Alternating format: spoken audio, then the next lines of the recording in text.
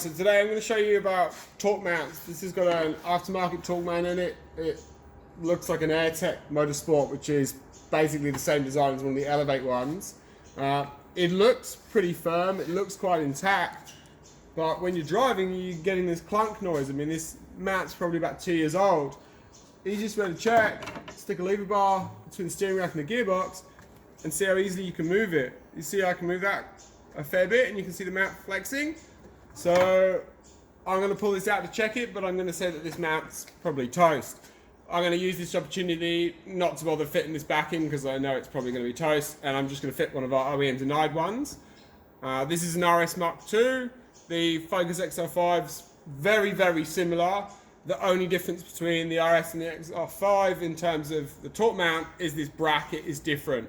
And that's just because the RS uses the all-wheel drive M66 gearbox casing, whereas the XR5 just uses the normal front-wheel drive one. So, a couple of points you need to be aware of if you're replacing the stock one and doing this job.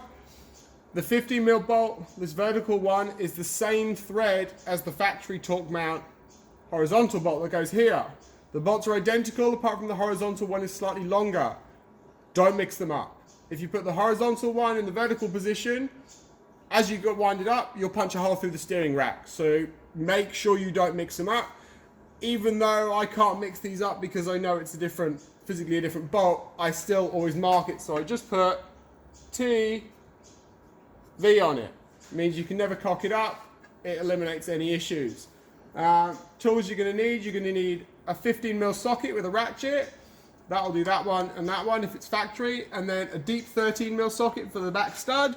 And then a shallow 13mm, and that's all the tools that you need. So I'm not going to talk while I do it, I'm just going to go through it just so you can have an idea of what you got to do.